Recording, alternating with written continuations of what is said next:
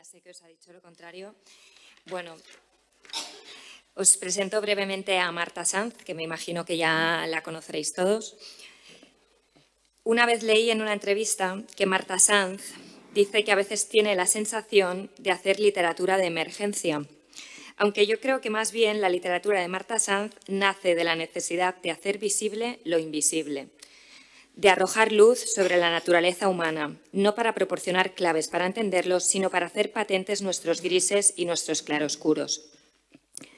Empezó en 1995 publicando El frío y desde entonces Marta Sanz ha publicado obras tan imprescindibles como Susana y los viejos, finalista del Premio Nadal, La lección de anatomía, uno de sus libros más íntimos que ella definió como la historia sobre una mujer que se autorretrata desnuda porque su cuerpo es el texto donde han quedado grabadas sus experiencias. También la multipremiada Daniela Astor y La caja negra, donde recrea el mundo de la cultura popular y las actrices de la transición. Y también Farándula, que obtuvo el Premio Herralde de novela. El año pasado, al inicio de la pandemia, publicó Pequeñas mujeres rojas, que supone el cierre de la trilogía del detective Arturo Zarco. Su último libro, que apareció apenas hace 2 meses, se titula Parte de mí. Se trata de un diario peculiar que escribió en sucesivas entradas de su cuenta de Instagram, agrupándolas bajo el hashtag Parte de mí. La primera entrada es del 17 de abril, un mes después de que se decretase el confinamiento, y la última del 31 de diciembre. Cada texto va acompañado de una imagen y la primera que vemos es justamente una caja de hilos de coser de la abuela de la escritora, una caja que forma parte de mí como todo lo que irá apareciendo y cada imagen va acompañada siempre de un texto. Es un libro construido con retazos de vida, objetos, personas, recuerdos, sensaciones e instantes, una suerte de dietario mediante el que una escritora explora las posibilidades de las pantallas, describe, reflexiona o noveliza aspectos de su cotidianidad. Como decía al inicio, Marta Sanz se detiene a menudo en aquellas partes más incómodas de la naturaleza humana. Hoy, en esta sesión, nos hablará de la espectacularización de la esquizofrenia, el cine como espejo deformante. Muchas gracias, Marta. Muchas gracias en primer lugar a Laura por su generosa presentación. Yo a Laura ya no es que la haya cogido cariño, es que la quiero mucho porque llevamos ya muchos años haciendo estas cosas. No es nuestro primer curso en la WIMP y me parece absolutamente imprescindible la labor que hacen a través de la Fundación Manantial para visibilizar los problemas relativos a la salud mental.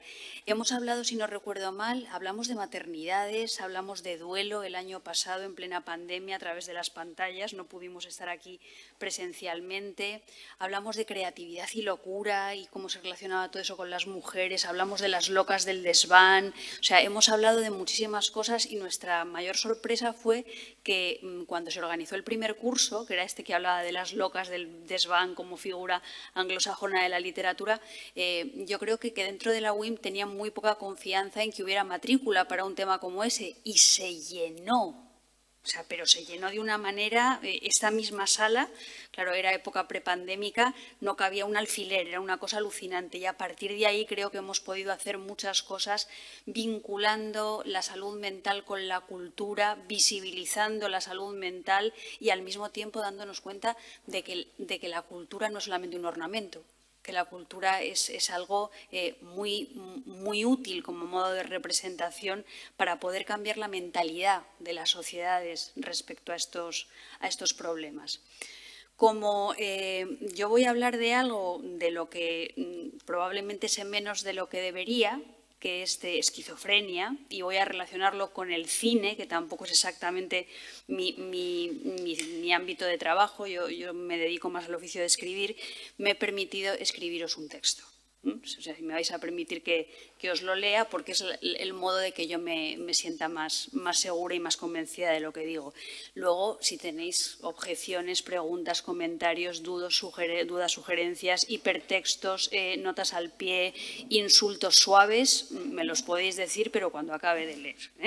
Y además, para amenizar la lectura, que es un rollo leer, pues había hecho un PowerPoint que espero que funcione, que es eso que está ahí. Bueno. Hace ya muchos años, un grupo de personas capitaneadas por Ignacio Pastor nos embarcamos en un proyecto cultural que nos dejó huella, incluso alguna cicatriz, la revista Ni hablar. En esta publicación pretendíamos aproximarnos a los fenómenos culturales con una mirada crítica que diese la vuelta a los tópicos del mainstream y enfocase hacia otros lugares menos iluminados por las lecturas dominantes de suplementos y programas sobre cine, literatura o música. En Ni hablar se incluían secciones centradas en estas disciplinas, pero además dedicábamos la parte central de la publicación a un tema monográfico que desgranábamos desde distintos ámbitos. Reflexionamos sobre cárceles y tortura, sobre el significado de lo polifacético, sobre la violencia. El número 7 de la revista, aparecido en noviembre de 1994, costaba 600 pesetas. ¡Qué tiempos, eh! Costaba 600 pesetas. Y se tituló Esquizofrénicos. En la portada, ¡ay, sale! ¡Maravilla! Una imagen de Anthony Perkins, la mitad de su rostro era Norman Bates y la otra mitad su momificada mamá. Hacíamos una sugerencia, figura 1, figura 2, doblar por aquí, cortar por la línea de puntos, escisión, corte, suplantación, pegado artificioso eran acciones relacionadas con una esquizofrenia libresca y espectacular que presentábamos bajo el filtro del humor negro. También procuramos ser rigurosos. Le pedimos un texto a una psiquiatra, Ana González Rodríguez, que nos colocó sobre la pista de algunos temas que hoy me gustaría abordar.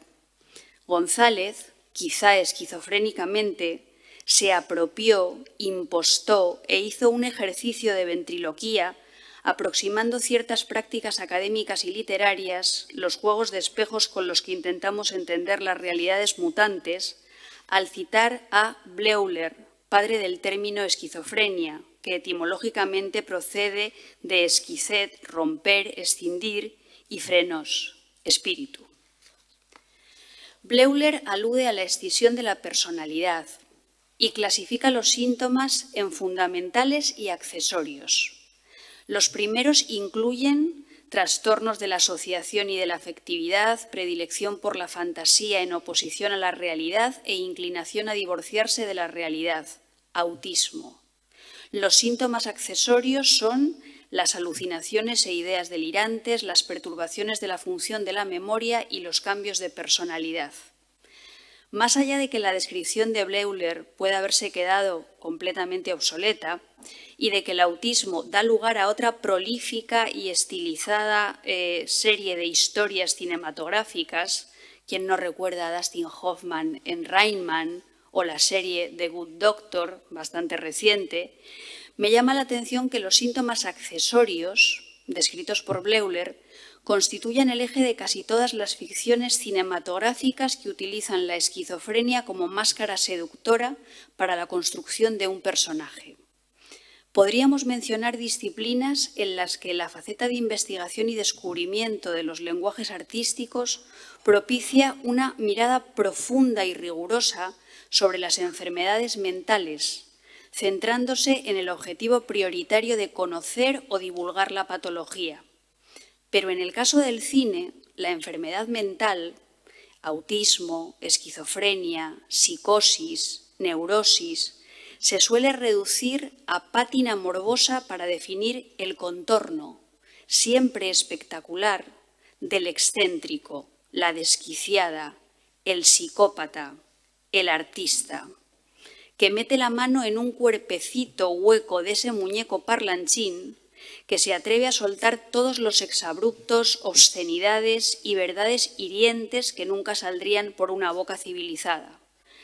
Casos de posesiones diabólicas y abducciones que, llevados al terreno de la comprensión verosímil y sacados de las reglas del género fantástico, solo nos cabe interpretar desde los códigos del trastorno psíquico.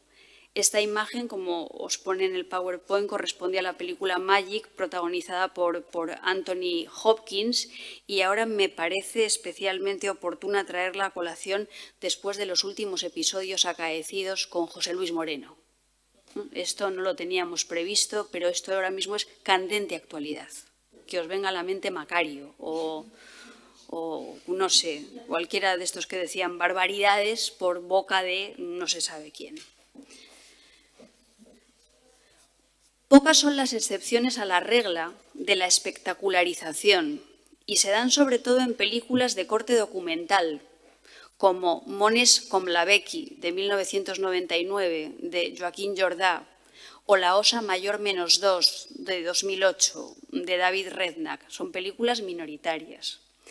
Pero hoy nos interesa la esquizofrenia convertida en lentejuela, en enfermedad atractiva para un público alucinado a quien no le interesan los dolores patológicos y puede incluso llegar a admirar el contorsionismo vocal o el talante camaleónico del personaje interpretado por James McAvoy en Múltiple.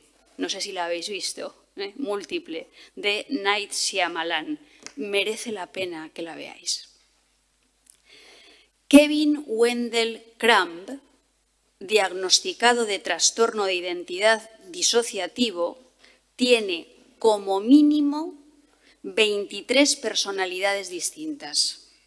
Doble salto mortal sin red en una época en la que el público ya se las sabe todas y resulta complicadísimo que no repare a la primera en trampa y tramoya.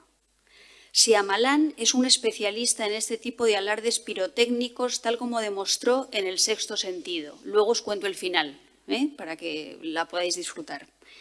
Incluso llegamos a sospechar que ya practica una especie de autoparodia que no le resta eficacia. Quizá es que ese público que parece tan difícil de embaucar está de vuelta de todo, ávido de emociones sorprendentes y muy dispuesto a suspender su sentido crítico en aras de un poco de evasión. En todo caso, el reto para el actor y para el guionista, que ha de mantener la verosimilitud de la historia, son, como poco, circenses. Y la textura del film se desliza hacia el mundo de los superhéroes y del cómic. Se coloca al espectador en el límite del límite. El problema de Crumb es casi un superpoder, de la misma categoría que la invisibilidad, la megafuerza o la velocidad supersónica en una carrera humana. La esquizofrenia pocas veces se aborda desde géneros cotidianos con escenas costumbristas que, sin dramatizaciones espurias, presenten el asunto en su crudeza doméstica. La esquizofrenia, el trastorno de personalidad múltiple o el trastorno de identidad disociativo suelen ser más del gusto de cineastas sensibles al misterio, al terror psicológico, una expresión redundante, o a la ciencia ficción. Dentro de este escenario, Joker, de Todd Phillips, me parece un caso excepcional. A mí esta película me gustó. El escuálido cuerpo del magnífico Joaquin Phoenix se expresa coreográficamente con las arrugas del rostro, el grumo de su llanto carcajada, la gestualidad de un impecable bailarín. Todd Phillips, director y guionista, y Scott Silver, guionista, construyen la trama de formación de un villano que nos inspira una charlotesca piedad en el escenario, estilizado y a la vez reconocible, que dota de sentido a la violencia. Indignados y enloquecidos personajes, convertidos en iconos, encabezan, sin conciencia de grupo, revueltas contra la precariedad y el desencanto político. Revueltas arraigadas en el odio por los privilegios ajenos, el clasismo, el insultante eslogan de que quien no se enriquece es anormal, fracasados, fracasadas, los trabajos lastimosos, el recorte de las ayudas asistenciales, la agresividad, el miedo oculto bajo el espurio velo de pureza de una positividad permanente y un sentido del humor blanco que en el supuesto afán por distraer dibujan sobre esa realidad chorreante de grasa y de sangre una máscara más aterradora que la de Arthur Fleck, renacido en su capacidad de matar en horario de máxima audiencia bajo el sobrenombre de Joker. Luego llegará el fascista de Batman para instaurar el orden en la ciudad de Gotham. El personaje, como se apunta en el simpático e interesante blog de la doctora Soledad Humbert, y cito a Soledad Humbert, cumplir, no cumple criterios para ningún diagnóstico psiquiátrico exacto. No hay que olvidar que es un personaje de ficción y, como tal, se han tomado síntomas de aquí y de allá para elaborar una historia, cuyo germen es otra historia de ficción. Sin embargo, y al margen de la extrema ficción, lo que me ha parecido valioso de la película es que pone de manifiesto la relación de la sociedad con las enfermedades mentales y se muestra en diversas formas. La burla e incluso la violencia hacia el que es diferente, la estigmatización, la falta de recursos para una buena atención y la pobreza que es causa y consecuencia de la misma. El comentario de la doctora Humbert, que acaba aquí, claro, legitima la licencia poética a la hora de pergeñar a un personaje enfermo. Fleck muestra síntomas de trastorno esquizofrénico, alteración pseudovulvar, que produce su característica risa incontenible y trastorno antisocial de la personalidad. Es decir, Fleck es un Frankenstein sintomatológico y ese procedimiento de pegar y cortar no es infrecuente como técnica para definir personajes de ficción, incluso dentro de los géneros y los estilos realistas. No obstante, la licencia poética puede reafirmar un rechazo al paciente psiquiátrico que forma parte del discurso dominante y la ideología invisible de nuestra sociedad, o por el contrario, abrir una brecha, suscitar dudas respecto a la estigmatización de las personas con trastornos psíquicos. La doctora critica la relación sistemática entre patologías psiquiátricas y violencia, y sospecho que, al establecimiento de ese vínculo, más allá de la prueba tangible de un paciente furioso o potencialmente peligroso, colaboramos desde las ficciones a través de un prejuicio básico: la necesidad de contar lo excepcional para captar la atención del público o de radicalizar los aspectos espectaculares de lo común para provocar exactamente el mismo efecto. Las ficciones casi nunca normalizan los trastornos mentales. Quizá es que las ficciones no tengan que ser directamente edificantes ni ejemplares y aspiren a ampliar nuestra cosmovisión a partir de otro tipo de recursos especulares, indirectos, sumergidos. Yo soy una escritora, Laura es otra. Somos escritoras. No puedo olvidar que en mi oficio la esquizofrenia no es solo un tema o un campo semántico que se despliega a partir de un imaginario muy extenso. Podemos citar temas como el doble, el espejo, la ventriloquía, el teatro, la abducción demoníaca, los cuadros, los gemelos y las gemelas, los autómatas, el robot. Todos estos temas remiten a ese imaginario que muchas veces se vincula con lo siniestro.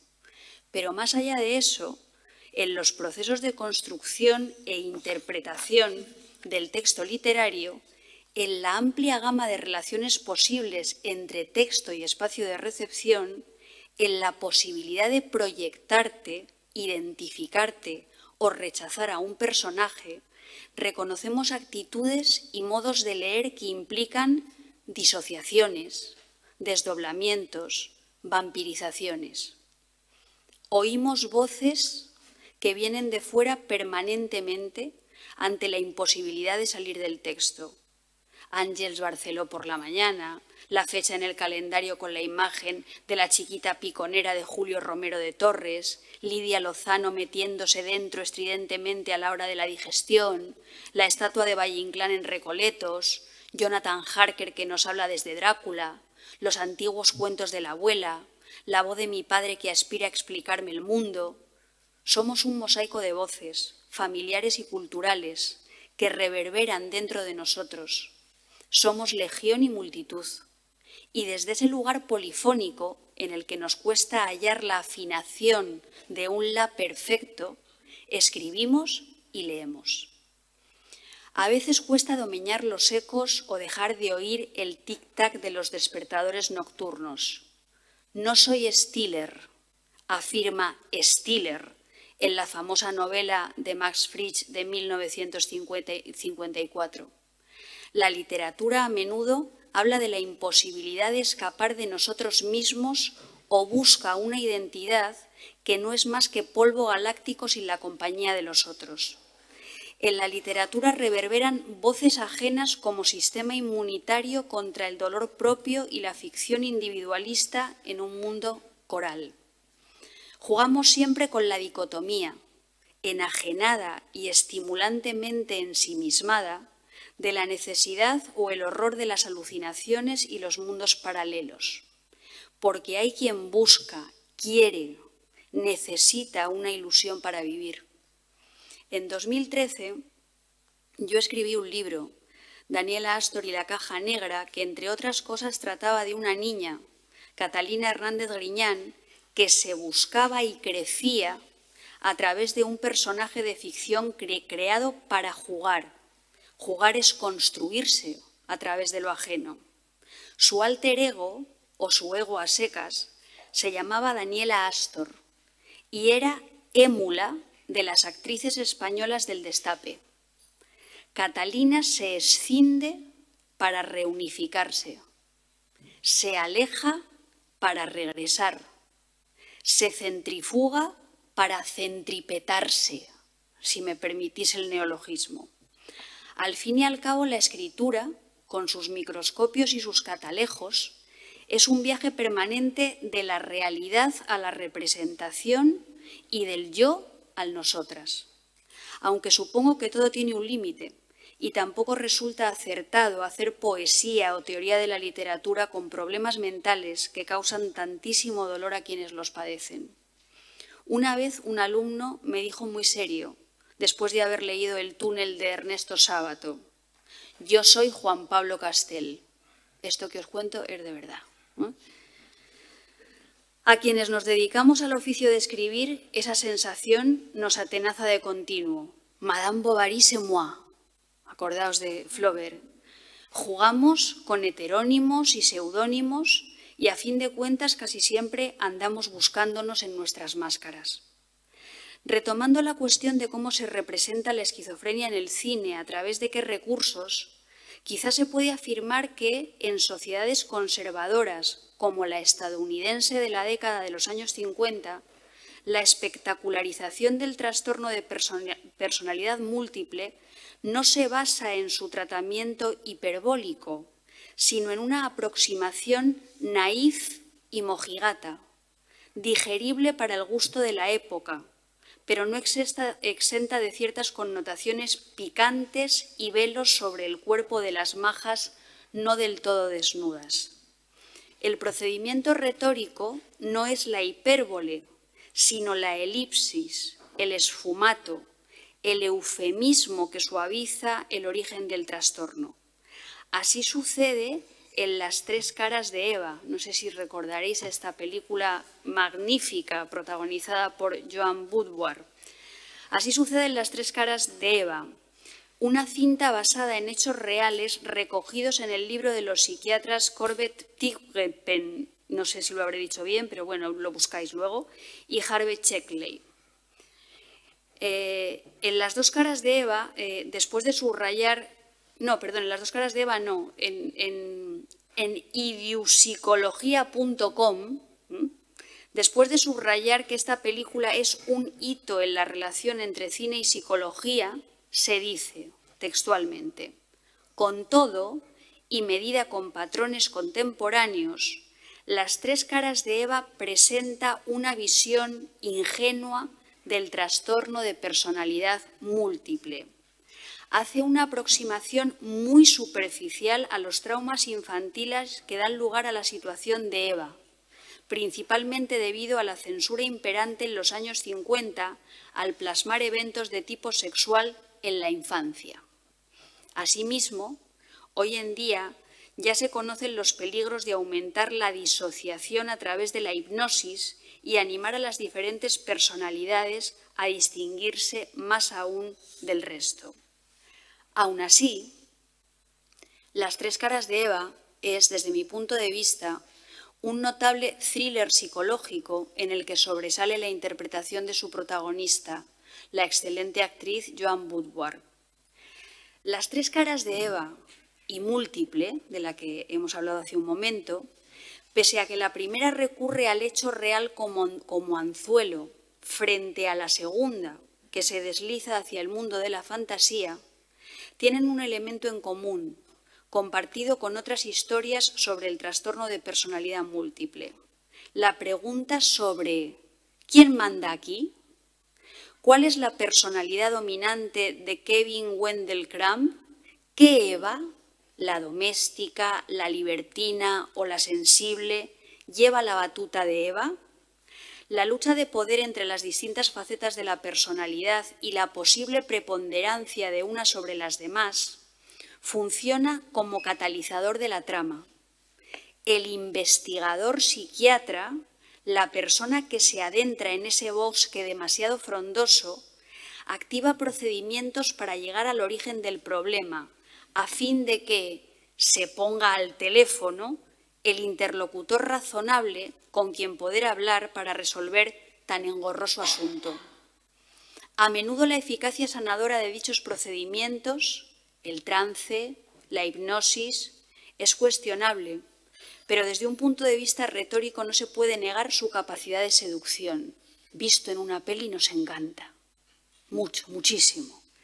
La amnesia del protagonista de Recuerda, una película de Hitchcock del año 1945, maravillosa, su identidad olvidada, es consecuencia de un trauma que se irá desvelando detectivescamente gracias a las atenciones terapéuticas de Constance, Ingrid Bergman, la psiquiatra, que acompañará al amnésico por sus recuerdos bloqueados, por los escenarios posibles de su existencia y por unos sueños pintados por el pincel de Salvador Dalí. En las películas de posesiones demoníacas, que a mí me encantan muchísimo, el rito para llegar al origen confunde lo sobrenatural con lo clínico a partir de la idea de que hay ciertas fronteras oscuras que es mejor no traspasar. Así ocurre con los juegos de la Ouija y los exorcismos en películas como El exorcista, de William Friedkin, Verónica, de Paco Plaza, que es una película española muy recomendable del año 2017, o Requiem, El exorcismo de Micaela, de 2006, del cineasta alemán Hans Christian Schmidt, en las que resulta sobrecogedor el solapamiento entre la posesión demoníaca y enfermedades como la epilepsia o el trastorno de personalidad. Todas están basadas en hechos reales y los tratamientos de la Iglesia conllevan una letalidad muchísimo más elevada que los de la psiquiatría. Os invito a revisar estas películas y el asunto del exorcismo, que es estremecedor. Por su parte, la sobrecogedora El otro, de Robert Mulligan, esta sí que no os la podéis perder. Si os perdéis esta película, os estáis perdiendo una de las mejores experiencias de la vida de una espectadora o de un espectador sensible. Yo la recomiendo muchísimo, porque además de Robert Mulligan siempre se dice que es un cineasta, que es un artesano, y jolín, ya me gustaría a mí ser un artesano como Robert Mulligan, ¿no? Por su parte, la sobrecogedora El otro se desarrolla, estoy citando, en el idílico verano de 1935 en una granja de Connecticut. De fondo preocupante están la depresión y la sensacional historia en curso del secuestro y asesinato del bebé Lindbergh. En el primer plano, una sucesión de horripilantes accidentes ha afectado a la familia Perry y sus vecinos, los animados gemelos idénticos de 10 años de edad, Niles y Holland. Es estremecedor, si buscáis en internet, hay trailers del otro, y a mí había uno que me ponía los pelos de punta, que se oye una voz, se oye una olla borboteante, y una voz que dice, Holland, where is the baby?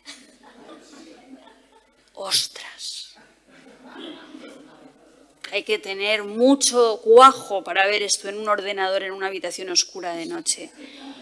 Holland, where is the baby? Luego yo me quejo de que tengo insomnio. Tengo un problema mental importante mío personal. Bueno, entonces, estos niños, Niles y Holland, se quedan con su abuela rusa, Ada. La madre de los niños todavía está afligida por la reciente muerte accidental de su padre y la abuela, aparentemente una psíquica, alienta al joven y sensible Niles a creer que tiene poderes empáticos especiales derivados de su herencia de Europa del Este. Este resumen argumental se queda corto ante la sugerencia del lenguaje visual y, sobre todo, no le hace justicia a una de las escenas más hermosas y terribles que yo he visto en el cine. El niño cree meterse dentro de un pájaro y sobrevuela el paisaje, el granero donde sucede una escena trágica.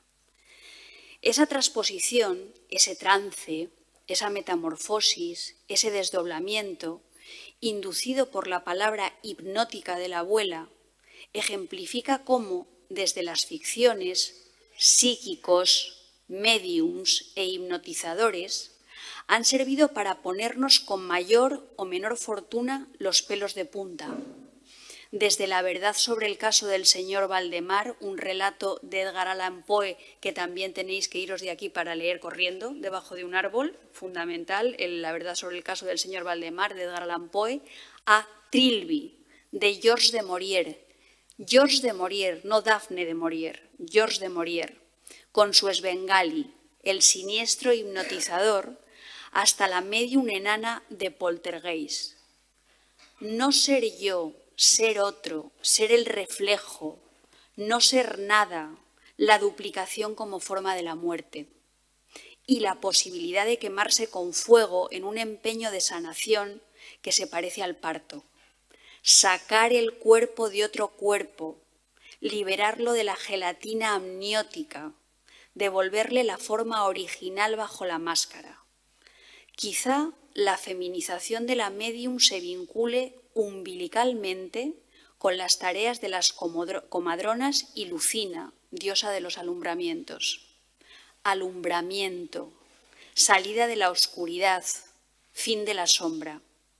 La pretensión de devolverle al rostro su forma original bajo la máscara nos lleva a otro laberinto, el de la imposibilidad de separar lo uno de lo otro, rostro y máscara, esencia de apariencia, carácter de personalidad, porque la máscara es la persona, como nos recuerda Bergman en su película, ficcionalizando las teorías de Jung. Ciertos recursos que transforman los síntomas de un posible trastorno de personalidad en un escenario visualmente poderoso beben del imaginario del delirio y del solapamiento entre realidad y ficción. En Cisne Negro, de Damian Aronofsky, del año 2011, la infantilización propiciada por una madre posesiva y la consiguiente represión sexual de la bailarina que interpreta Natalie Portman derivan en un trastorno de identidad disociativa con episodios de delirio. Los delirios son de una cinematográfica belleza aterradora y se insertan a su vez en el hermosísimo marco de una representación del Lago de los Cisnes de Tchaikovsky. La animalización de la bailarina, la preponderancia del instinto sobre las represiones eróticas y conductuales, el triunfo del cisne negro sobre el blanco, cristalizan en una escena de metamorfosis realmente impactante. El componente sexual de este tipo de dolencias resulta asimismo un aliciente para el gran público y vincula la cinta de Aronofsky con una de las primeras películas de Roman Polanski, Repulsión, del año 1965. Catherine Deneuve interpreta a una joven manicura que sufre psicosis y alucinaciones motivadas quizá por abusos en la infancia.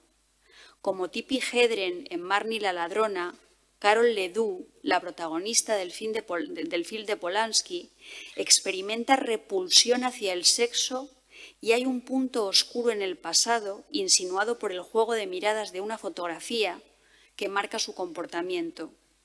La secuencia de una Catherine Deneuve acosada, sobeteada por manos que salen de las paredes del pasillo, se graba indeleblemente en la memoria de los espectadores. El cine juega con la movediza frontera entre alucinación y delirio, con el nivel de conciencia de un individuo sabedor de que está alucinando frente al de otro que delira sin intuir que lo que sucede no es real. Los delirios obligan a cartografiar la realidad de otra manera, a articular toda una sintaxis vital en la que el delirio adquiera su razón de ser. Es el caso... Aquí se me ha quedado esto pegado. Es el caso de Paula, interpretada por Ingrid Bergman en Luz de gas, de George Cukor. En su artículo, Paula, no te pongas histérica, Elsa Fernández Santos toma la expresión ya común hacer luz de gas para explicar un procedimiento de inducción a la locura, lo digo y lo escribo entre comillas, lo de locura, que asociamos a prácticas machistas.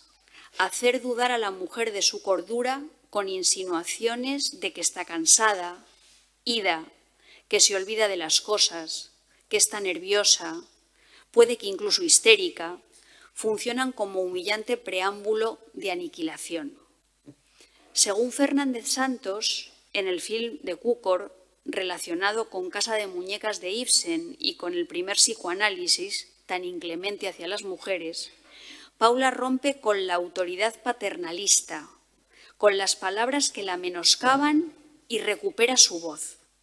Paula recupera la voz que está a punto de perder como consecuencia de un trampantojo, un ilusionismo y un disfraz que la llevan a dudar de sí misma, inmersa en un escenario de terror doméstico cuyo artífice es el marido, interpretado por Charles Boyer. Esta película me conmociona porque relaciona tempranamente la fragilidad de las mujeres, la falsa creencia en nuestra falta de recursos y fuerzas, con circunstancias exógenas, sociales, culturales, que motivan a menudo la violencia machista. Algunos disfraces y maquinaciones nacen como perversidades y terminan naturalizándose, excepto para las Paulas rebeldes, capaces de encontrar una vía de escape frente a la trampa que les han tendido. Disfraces, trampillas, juegos de espejos son figuras retóricas que construyen los trastornos esquizofrénicos en el cine. El fantasma de la ópera, los juegos de disfraces en El Otro, el maquillaje del payaso Joker, el vestuario de las bailarinas de Cisne Negro, nos llevan a reflexionar sobre las transformaciones físicas y el valor de los disfraces en las películas en las que de un modo u otro se abordan la personalidad múltiple y los trastornos de identidad disociada, todos confundidos en el cajón desastre de una ignorancia psiquiátrica o psicológica que no solemos tener interés en aliviar. Nos movemos en este mundo de ficciones espectaculares en las que es preferible que ninguna verdad te arruine una buena noticia, si non è vero è ben trovato o das entertainment. I think that is my English good.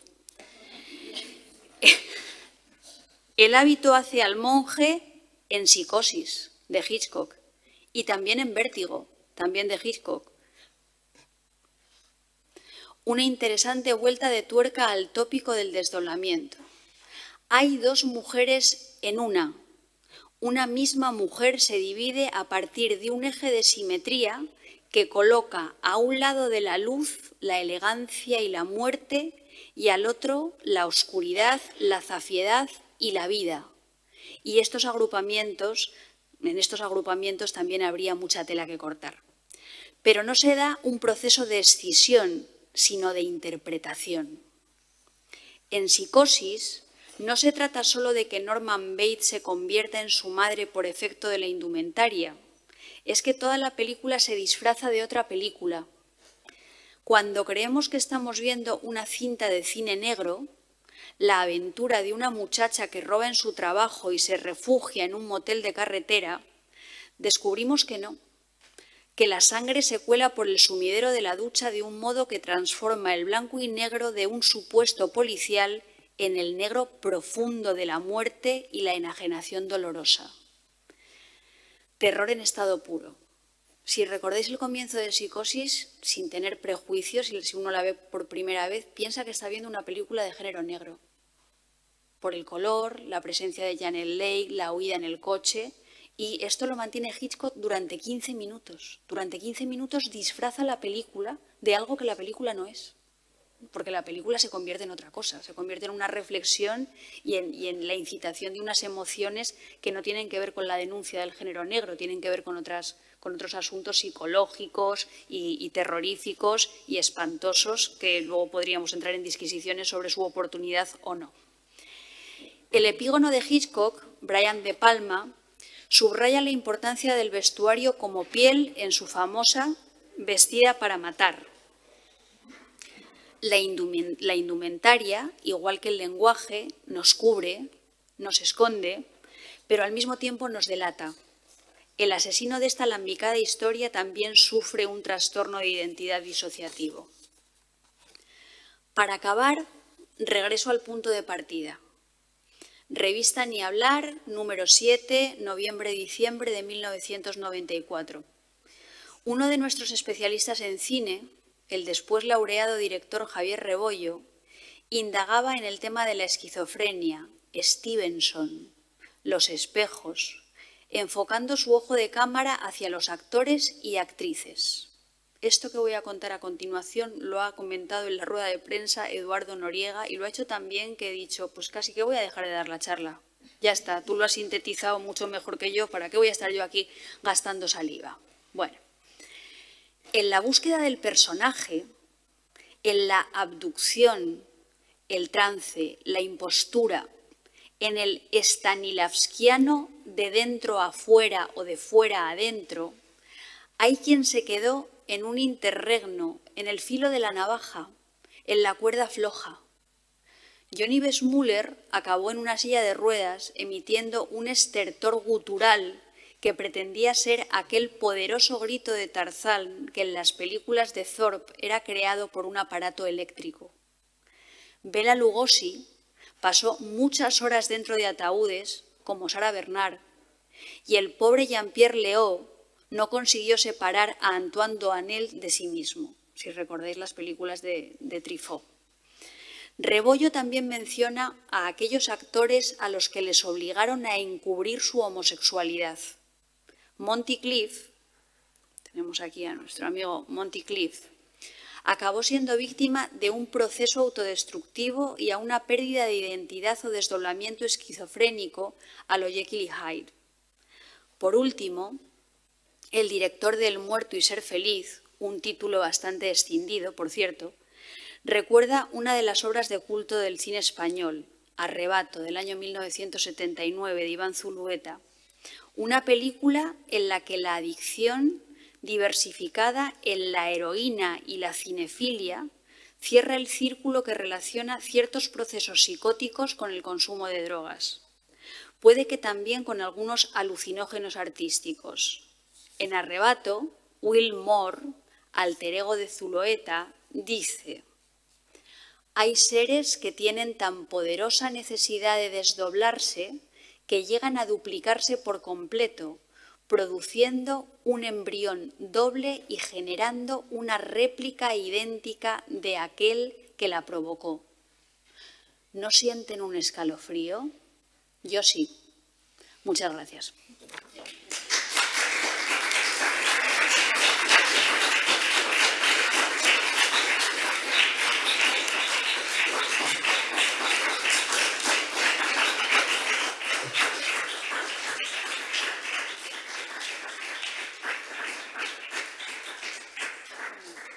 Muchas gracias. Yo os pido perdón de antemano por las inexactitudes que puede haber en la terminología que tiene que ver con el ámbito psiquiátrico. porque todos mis esfuerzos estaban volcados, digamos, en la parte artística y en la parte cultural. Y sé que utilizamos esta terminología de una manera muy imprecisa y muy inexacta. Cuando se habla de trastorno de personalidad múltiple, trastorno de la personalidad disociativo, todas estas cosas son muy específicas y cuando hablamos de cine, de literatura, muchas veces las utilizamos dentro del cajón desastre. Que esto también forma parte de la espectacularización de las enfermedades mentales, pero bueno, que tampoco podemos estar en misa y repicando y sabiendo de todo. Entonces, Muchas gracias, Marta, por esta ponencia. Dicen aquí por el chat que hay gente que nos está viendo desde casa. Mi enhorabuena, Marta, soberbia ponencia en contenido y presentación. Dice, yo hago el doctorado sobre literatura y enfermedad mental y ha sido un placer escucharla, así que te dan las gracias. Muchísimas gracias, porque una nunca es consciente de que hay personas al otro lado. Pero y ahora, después de haber pasado la pandemia, tendríamos que ser conscientes de que esto es una constante, pero nunca me doy cuenta. Gracias a los que estáis al otro lado del espejo. Te están diciendo, nada, te dan las gracias todos. Damos paso a preguntas. ¿Tenéis alguna pregunta? Seguramente no la sabré contestar, porque aquí he dado ya lo mejor de mí. Todo lo que tenía que decir ya lo he...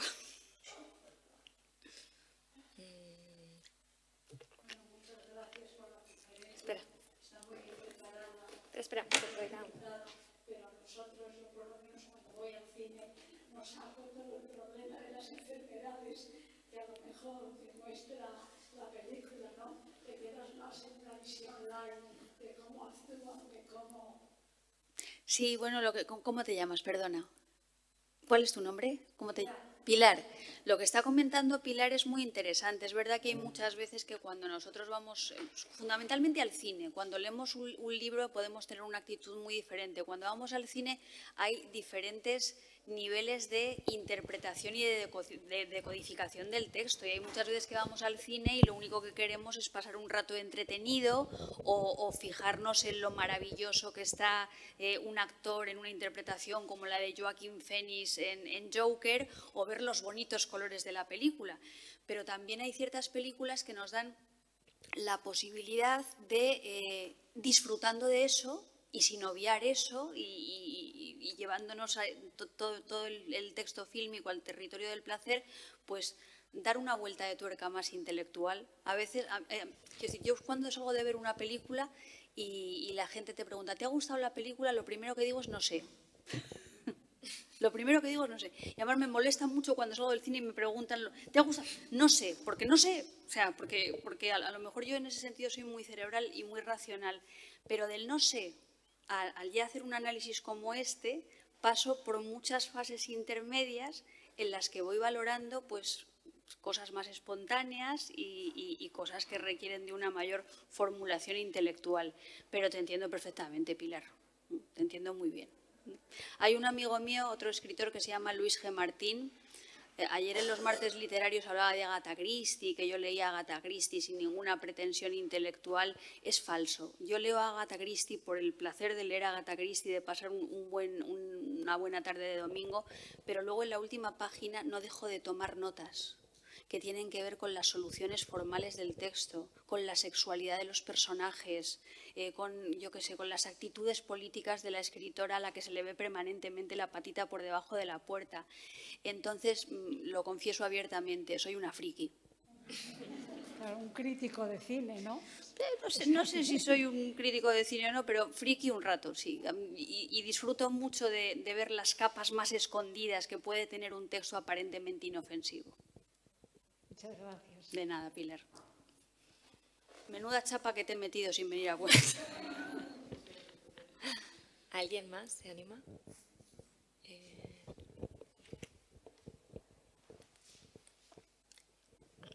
Ya veis que si me dais un poquito de cuerda, yo me suelto.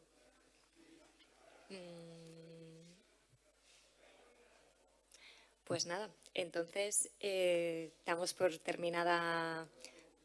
A ver, perdón, no te veía. No está hablando.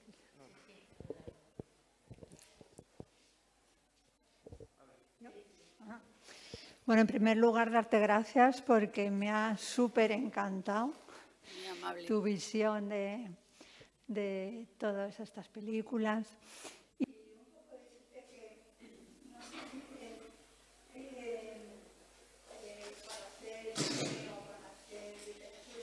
Hay que exagerar mucho también. Entonces, en realidad estas películas son una exageración o coger casos muy extremos de lo que es la realidad de la enfermedad mental, ¿no? Porque para ver una persona con trastorno múltiple, pues tienes que ver miles de casos, porque no es nada frecuente, ¿no? Y menos 27 personalidades. Yo no sé si siquiera... Eso es ciencia ficción, real, ¿no? Claro. Entonces, es lo que me parece, ¿no? Que el cine lo que hace es como es perfecto, una exageración de lo que es la realidad, que es muy otra. Claro, la tesis, o más que la tesis, la idea central que vertebra todo el texto es exactamente esa que tú has dicho. O sea, el cine lo que va buscando son estrategias para espectacularizar pues aspectos de una realidad cotidiana y normal. Entonces, el cine normalmente lo que hace es el énfasis en lo extraordinario, en lo raro, en la pirueta, en el doble salto mortal para deslumbrar a los espectadores y a las espectadoras. Pero eso también, fíjate, que aparte de ser injusto con la enfermedad mental porque la estigmatiza al retratarla en sus aspectos más sórdidos o más relacionados con la criminalidad en muchísimos casos, eso además de estigmatizar la enfermedad también trasluce una determinada visión sobre la cultura.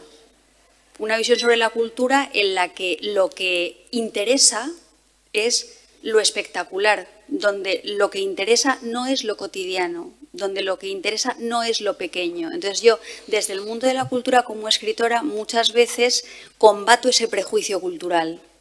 Y hablo de que la cultura no siempre está vinculada a lo espectacular, que hay muchas veces que la cultura está vinculada a las cosas cotidianas, pequeñas, que lo personal es político, que hay textos cinematográficos y textos literarios que sirven para sensibilizarnos frente a realidades o para abrirnos los ojos frente a realidades que no queremos ver.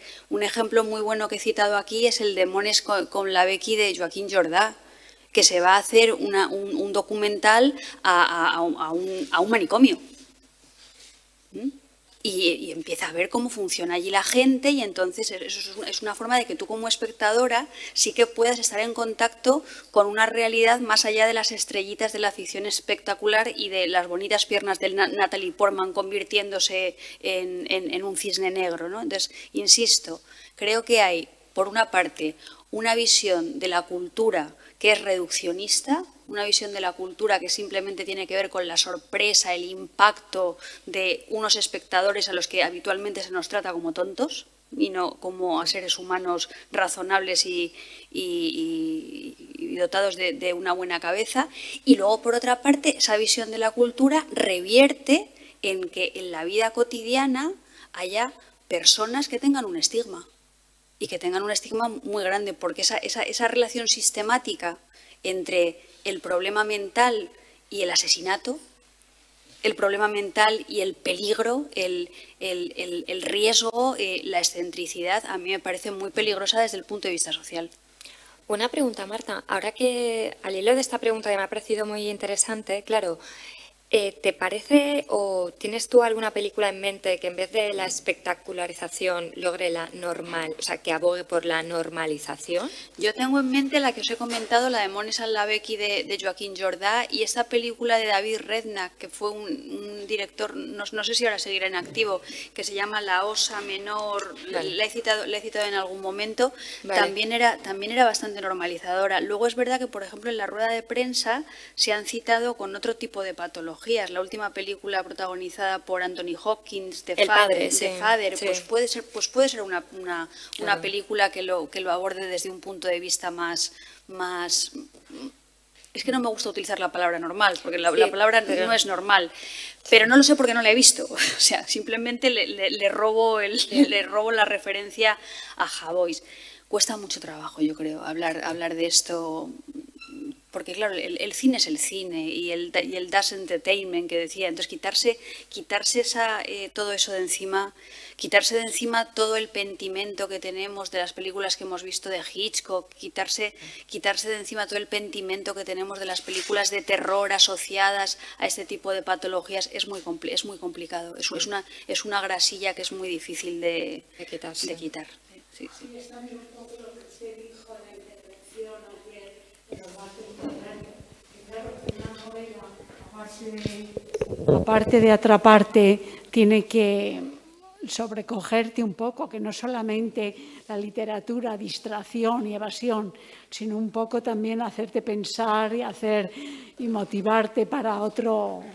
Yo lo creo así, ¿no? Porque a mí me parece que vivimos en una sociedad en la que todos entendemos que un libro puede ser ameno, divertido, distraído, ayudarte a evadirte de tu realidad en un momento en el que a lo mejor lo estás pasando mal, y eso es muy legítimo, sí. Pero parece que no estamos dispuestos a entender lo contrario, que hay determinados libros que lo que hacen es meter el dedo en la llaga y ayudarte a ver mejor e incluso hacerte consciente de cosas que en un primer momento te producen dolor, pero que a la larga lo que te van a producir es la posibilidad de aliviar y de paliar ese dolor, efectivamente. Sí. Entonces, claro, todo este discurso está impregnado de lo mismo que dije ayer. Sí. Claro, y sobre todo contar un poco los problemas de hoy, ¿no?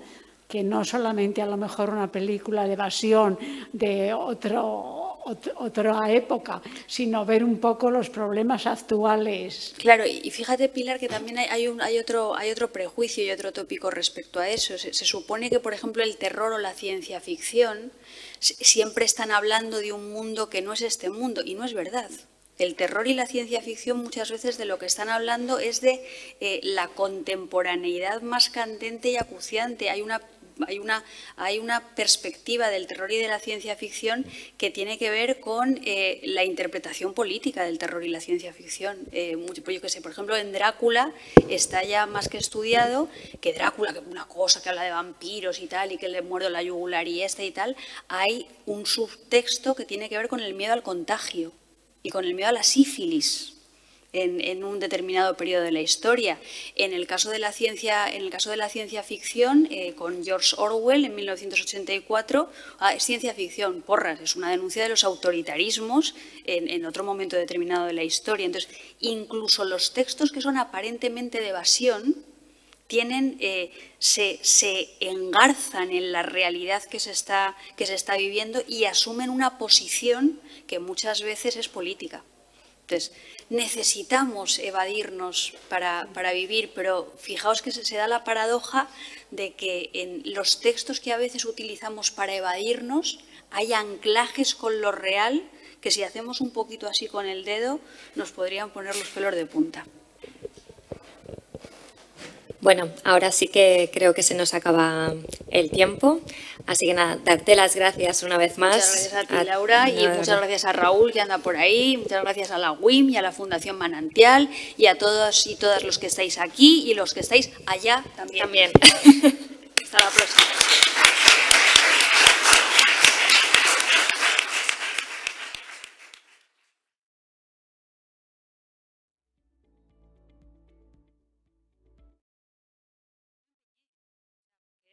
Oye, Marta, vamos a hacer un curso sobre no sé qué. Yo le digo, yo quiero hablar de la esquizofrenia como espectacularización en el cine. Y me dijo, vale, pero él no me llamaba para que yo viniera, sino para que le dijera a gente que podía venir. Y dije, yo puedo ir. No importa que sea la 15ª vez. Yo quiero ir, yo quiero estar allí y tal. Y me dejó, entonces...